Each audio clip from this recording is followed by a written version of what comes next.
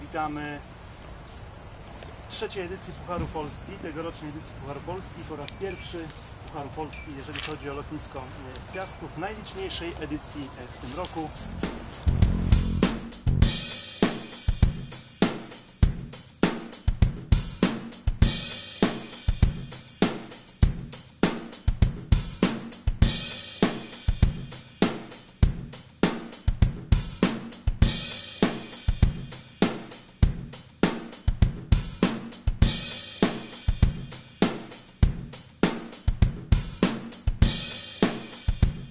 Po zakończeniu II wojny przedwojenni piloci już w 1946 roku zawiązali Aeroklub Radomski.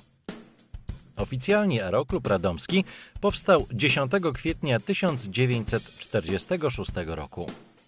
Określenie powstał jest delikatnie mówiąc nieco na wyrost, gdyż istniejący Aeroklub nie posiadał ani lotniska, ani samolotów.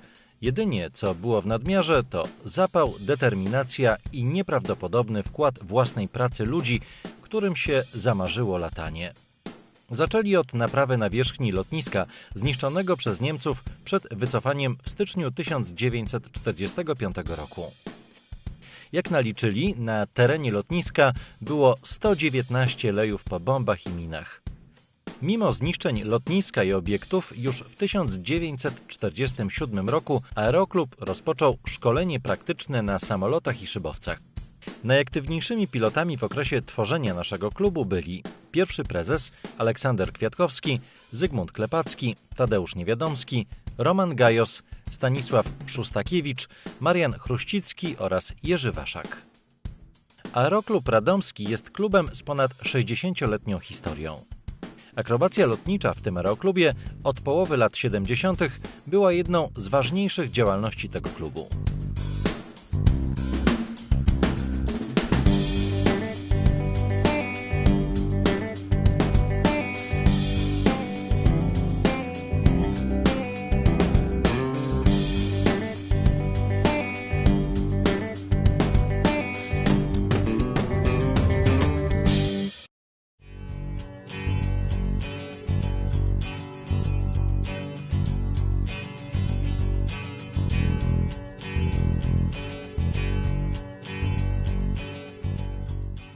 Jest koniec sierpnia 2012 roku, a wydawać by się mogło, że czas stanął w miejscu.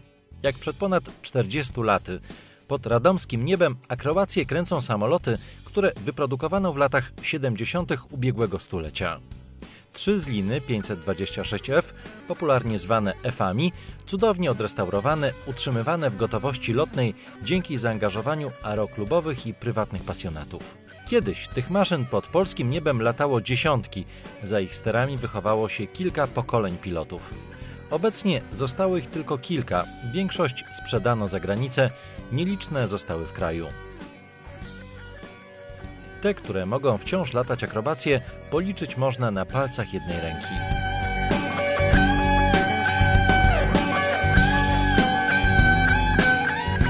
Czas nie stoi w miejscu.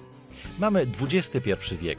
Mamy dostęp do najnowocześniejszych maszyn na świecie, na których akrobacja wygląda już zupełnie inaczej niż na samolotach typu Zlin czy Pitts, gdzie do wykonania poprawnej beczki potrzeba użyć wszystkich sterów. W nowoczesnych ekstrach czy S-Bachach do wykonania beczki używa się jedynie lotki.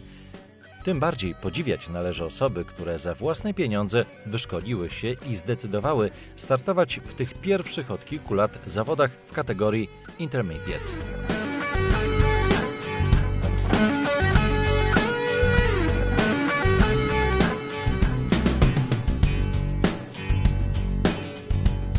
Pomysł na reaktywowanie takich zawodów zrodził się w głowach instruktora Adama Pyzika i radomskiego dyrektora Stanisława Szczepanowskiego przed 2 laty.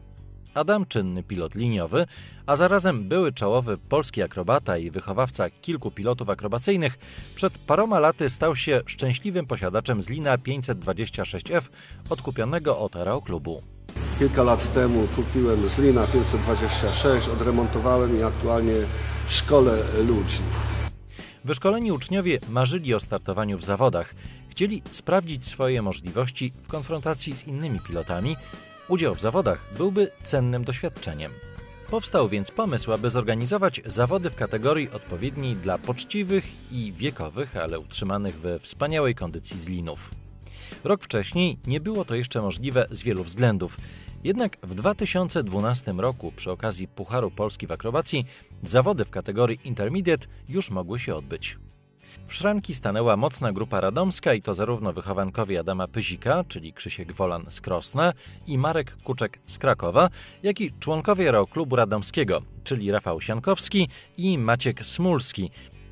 A stawkę uzupełniali zawodnicy z Aeroklubu Gliwickiego, przygotowani przez Edmunda Mikołajczyka, Mundka, przed laty czołowego polskiego akrobaty, reprezentanta naszego kraju na Mistrzostwach Świata i Europy, czyli Artur Frączek i Marcin Winiarski.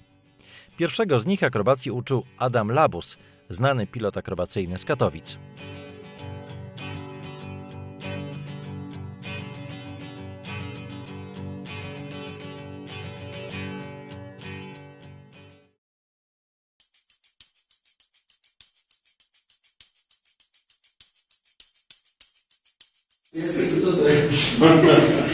To niebieskie to jest niebieskie, ale tam u góry też jest takie fioletowe. Niebieskie nie latamy. Znowu jakiś sztuczny poziom polski. Także, jak widzicie, potem latamy na zachód, bo wiatry są ogólnie zachodnie. Proszę popatrzeć. To jest strefa i pasyż. Szczególnie dla kolegów tych młodszych, co tam tutaj nie latali, żeby nie lądowali tak jak wczoraj. Umawiamy się, że wiatr do 5 metrów, obojętnie z której strony jest, starty są na 2-3. I teraz te będzie położone gdzieś tutaj. Nie wiem jak w stosunku do tej... No to grzeczniki są o wiele mniejsze. No. One są mniejsze, to wiadomo, że będzie... Nie przeszkadza.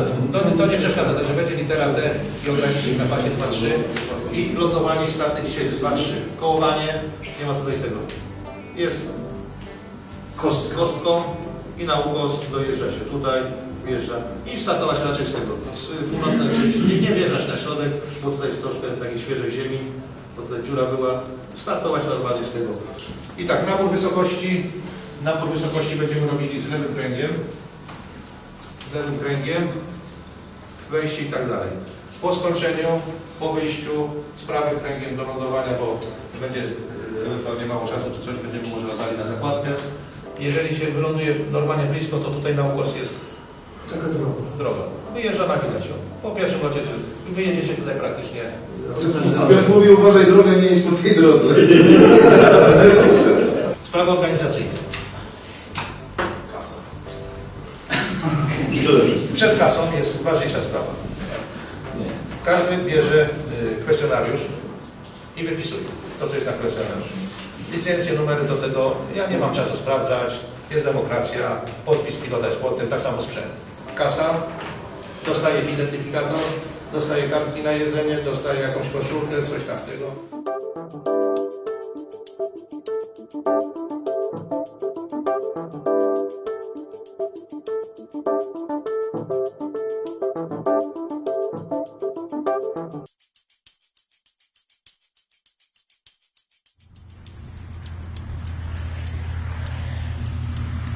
Maszyna lądować.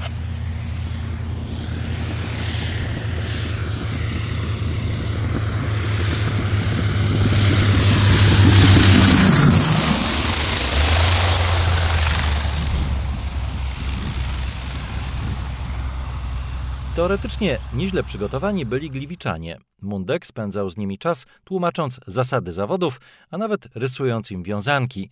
Swoją drogą, dawno nie widziano tak ładnie wykreślonych figur na papierze milimetrowym. Wygrywali gliwiczanie, którzy odstawali in plus poziomem przygotowania. Radomianie polecieli przyzwoicie. Ci od Adama Pyzika najlepiej jak umieli, ale z niemałymi przygodami. Ale zerwał.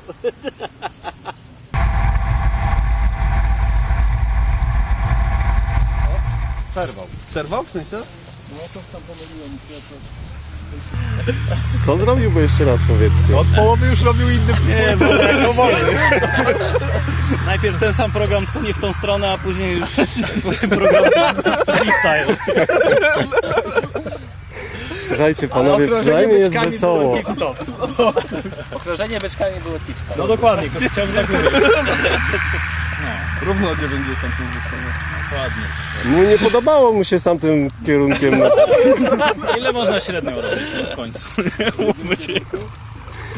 Zobaczymy, co będzie mówić.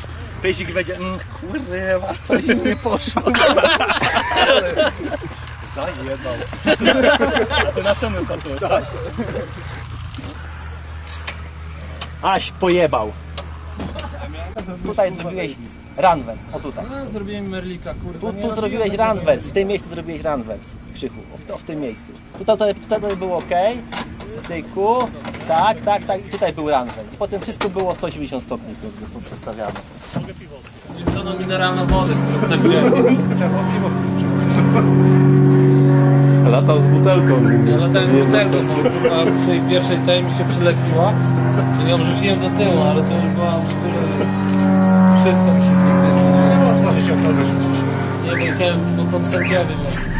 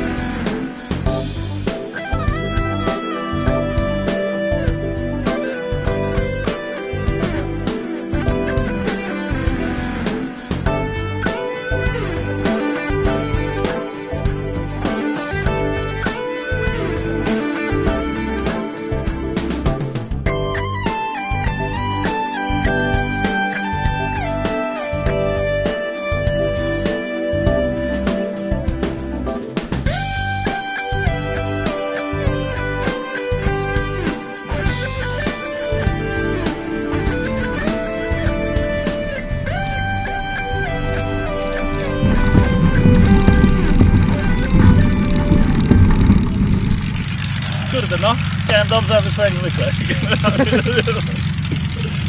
Było źle. Ale co nie wyszło, bo ja nie widziałem. Kubanka, wiesz, druga kubanka, bo było tak. Jak to było? Imerglik, kubanka ta, że w kącie do góry i ten. Uważaj, bo on ma zamiar tu chyba wjechać. Potem tak, dokładnie. Potem był runwers i po tym rewersie była druga kubanka i zrobiłem pętlę zamiast kubanki. Więc musiałem przerwać i... No i zacząć od następnej figury.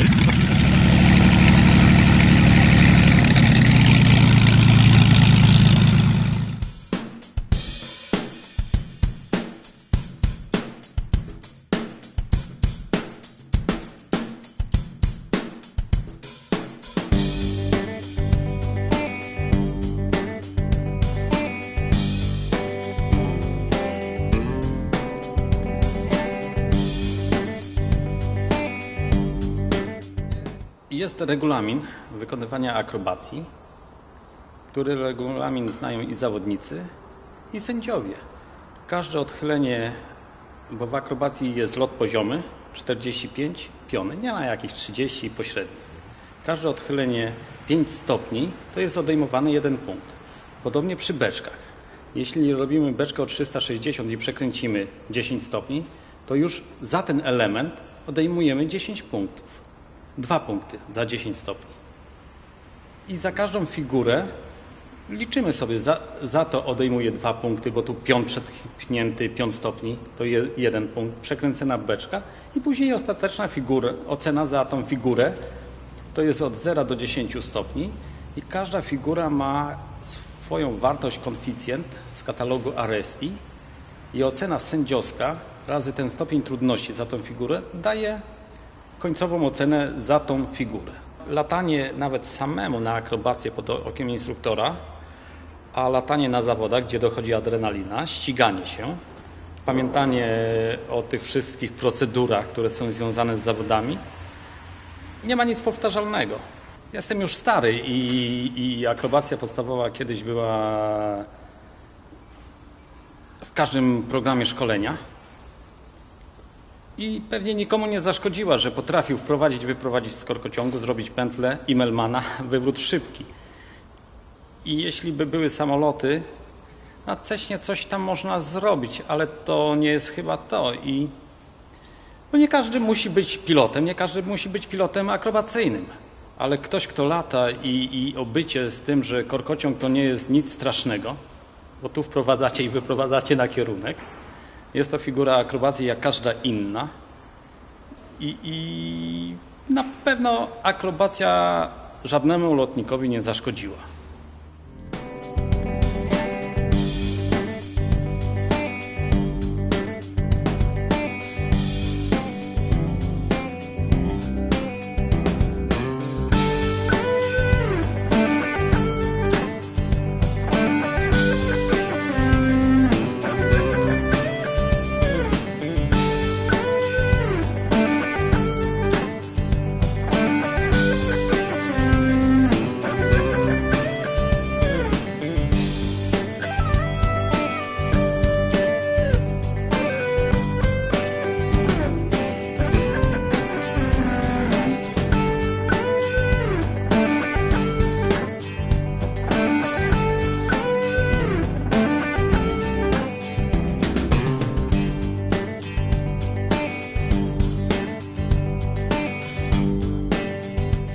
Muszę powiedzieć, że z tych zawodów jestem bardzo zadowolony. Poziom lotów był bardzo wysoki, tak to oceniam, szczególnie na ekstrach. Natomiast cieszę się niezmiernie, że dołączyła grupa pilotów z Gliwic, z Krosna, z Krakowa, tutaj z Radomia na linię 526F, którzy zapoznali się z atmosferą panującą na zawodach, z taktyką lotów, z lataniem w strefie wysokościowo i odległościowo. Byli po raz pierwszy oceniani. Zawody uważam za bardzo udane. 4 konkurencje to jest dużo, organizacja bardzo dobra. Także uważam, że na pewno akrobacja poprawia pilotaż, poprawia bezpieczeństwo lotów. Zresztą jest to, co tu dużo mówić, jak w źrenicy oka, wszystko się odbija w akrobacji.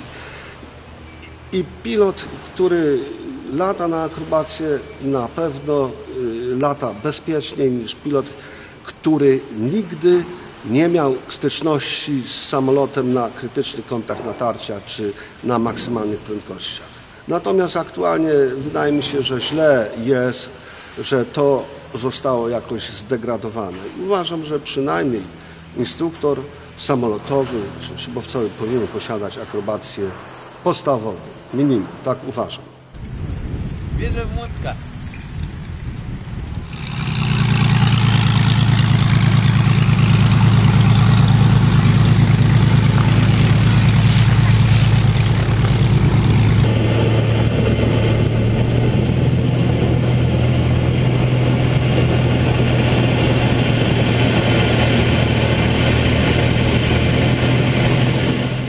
No co to przede wszystkim trzeba rozpocząć od tego, co to jest akrobacja. No jest to zmieniające się w kątach i na liniach położenie przestrzenne samolotu tworzące rysunki figur akrobacyjnych.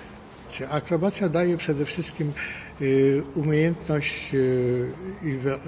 umiejętność widzenia siebie i samolotu w przestrzeni, w powietrzu, w każdej pozycji, ponieważ w każdej figurze pozycja jest inna, w każdym elemencie tej figury zmienia się co chwilę pozycja samolotu. Pilot w akrobacji uczy się tych zmian, widzi te swoje zmiany.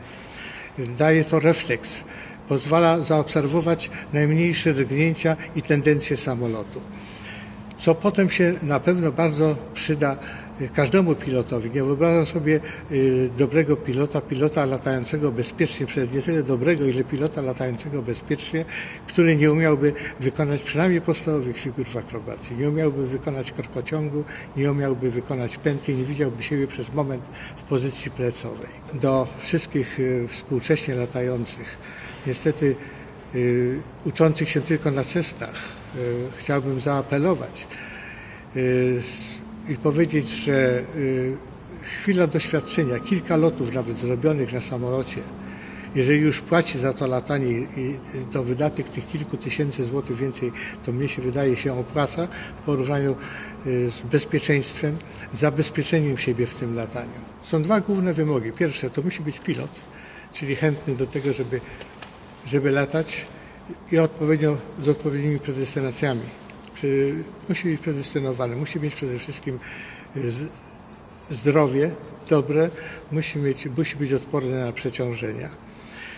Samolot natomiast musi mieć duży nadmiar mocy. Najlepszy samolot wtedy jest, kiedy jest mały ciężar jego, a duża moc silnika i musi być też odporny na przeciążenia, to znaczy musi być bardzo wytrzymały. W tej chwili są samoloty o wytrzymałości dopuszczone do lotów akrobacyjnych w granicach -9, a nawet -12 i +12 G. Pilot, który nie wykonał korkociągu, on będzie całe życie latał w stresie, czyli w bojaźni przed wystąpieniem takiego korkociągu. Ja uważam, że nie. Uważam, że zerwałaś, tylko że zatrzymałeś na dużym kącie i było dopchnięte. Tak? Tylko ta różnica, ale to też nawet w ocenianiu to nie jest to, że zero. A tam wiesz, taka była walka, że hej. No dobrze, tylko że kliknęłaś go, nie? Tak, tak. Ale wreszcie idziemy w kierunku obrotu.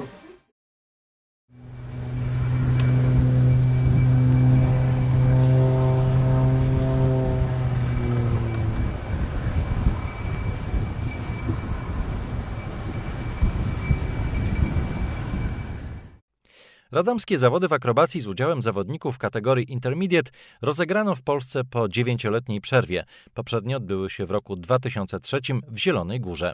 Były wspaniałym powrotem do przeszłości, a zarazem okazją do zrobienia pierwszego kroku w akrobacyjne latanie zawodnicze. W grupie B miejsce trzecie radomianin Maciej Smulski. W jego imieniu nagrodę odbierze także radomianin Rafał Siankowski. Brawo dla Macieja Smulskiego. Drugie miejsce Gliwiczanin Marcin Winiarski.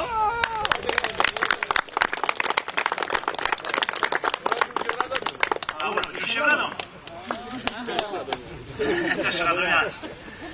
Artur Frączek, zwycięzca rywalizacji w grupie B Gliwice. Wielkie brawa. O wręczenie medali i pucharów poproszę dyrektora Aeroklubu Radomskiego, trenera kadry narodowej w akrobacji samolotowej Stanisława Szczepanowskiego. Z wnuczkiem.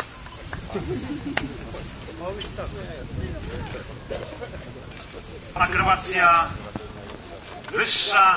Dyrektor Szczepanowski wręcza nagrodę od firmy Reda Sport dla najlepszego radomianina. Klasa Advance. Robert Kowalik, Piotr Szczepański i Ireneusz Jesionek. Podczas oficjalnego zakończenia Pucharu Polski w akrobacji samolotowej dyrektor Aeroklubu Radomskiego Stanisław Szczepanowski zapowiedział, że podejmie starania o to, aby w przyszłym roku na lotnisku w Piastowie odbyły się Mistrzostwa Europy. Teraz już wiemy, że w 2013 roku Radom będzie organizatorem tych zawodów. Gratulujemy sukcesu. Delta Hotel, możesz przechodzić na 119:45 i powodzenia. Cześć, dzięki za miłego, zapraszamy do śmietnika na memoriał. Zawsze, panie dyrektorze, przelecimy.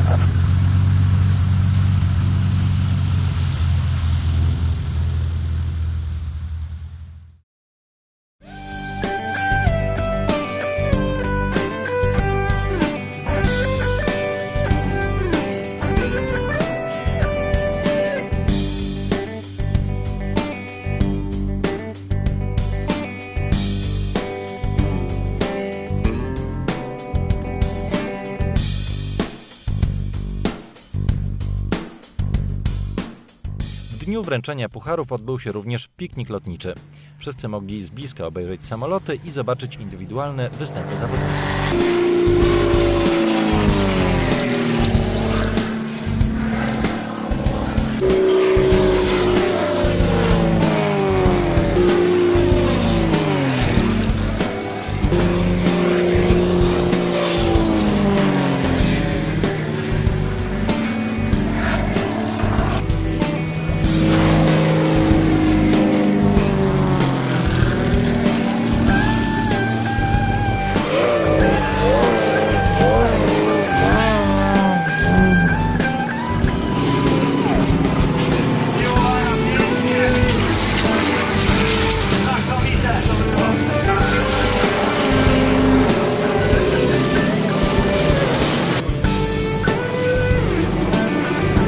Jeszcze raz aparaty.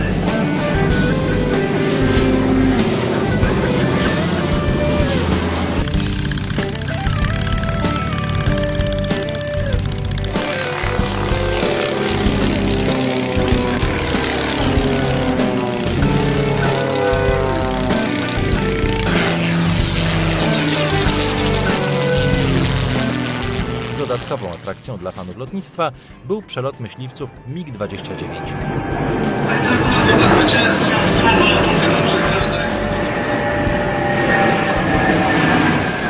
Podczas zmagań o Puchar Polski nad lotniskiem w Piastowie pojawił się również zespół Orlik, który wykonał wspaniały pokaz akrobacji lotniczej.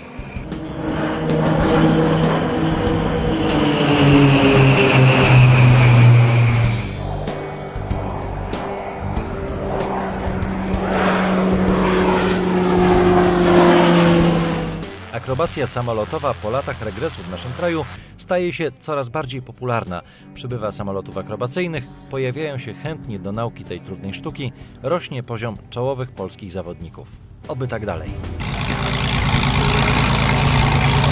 24 lata, od 3 lat za sterami samolotu, wcześniej 5 lat na szybowcach. Gliwiczanie.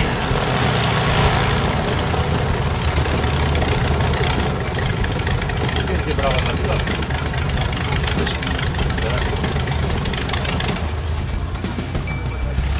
No ładnie się zaprezentował. Myślę, że brawa mu się należą. Nie wiem, czy nas usłyszy, ale myślę, że tutaj brawa przydadzą się dla naszego gościa z Gliwic. Marcin Winiarski, wielkie brawa!